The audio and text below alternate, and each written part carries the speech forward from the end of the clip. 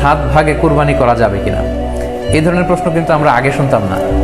Recently কিছু কিছু স্কলারদের আলোচনা বা এতে করে লোকজন হয়তো বিভ্রান্তিতে ভোগেন কিংবা একটা ধোঁয়াশা তৈরি হয়, ফলে এই প্রশ্নটি করা হচ্ছে। আমরা আবহমান কাল থেকে আমাদের প্রিয় মাতৃভূমি বাংলাদেশে হয়তো ছাগল কুরবানি দিয়েছি অথবা গরু কুরবানি দিয়েছি সর্বোচ্চ 7 ভাগে। সো এটা আমাদের সবার কাছে জানা ছিল, এ নিয়ে আগে সংশয় ছিল না। ইদানিংকালে অনেকের মধ্যে এই বিষয়ে সংশয় জেগেছে। কেউ কেউ বলে থাকেন যে ভাগে যদি কুরবানি দেওয়া হয় 7 জনে মিলে, গরুতে বা মহিষে বা উটে, এই ভাগে কুরবানি হবে না, এটা অনেকে বলে থাকেন। এই কথাটি আসলে ঠিক নয়।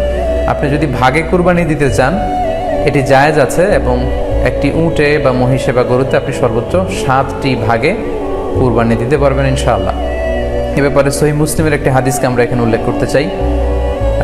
সাইয়েদনা জাবের রাদিয়াল্লাহু তাআলা আনহু থেকে বর্ণিত, তিনি বলেন, ক্বালা হাজাজনা মা রাসূলিল্লাহি সাল্লাল্লাহু আলাইহি ওয়াসাল্লাম, আমরা আল্লাহ রাসূল সাল্লাল্লাহু আলাইহি ওয়াসাল্লামের সাথে হজ করেছি। ফানাহারনাল বাঈরা আন সাবআ, সেখানে আমরা উট কুরবানি দিয়েছি 7 জনের পক্ষ থেকে। ওয়াল বাকারাতা আন সাবআ, আর আমরা সেখানে গরু কুরবানি দিয়েছি 7 জনের পক্ষ থেকে। খুব সুস্পষ্ট, একটি উটে ওনারা 7 জন অংশগ্রহণ করতেন, একটি গরুতে 7 জন অংশগ্রহণ করতেন।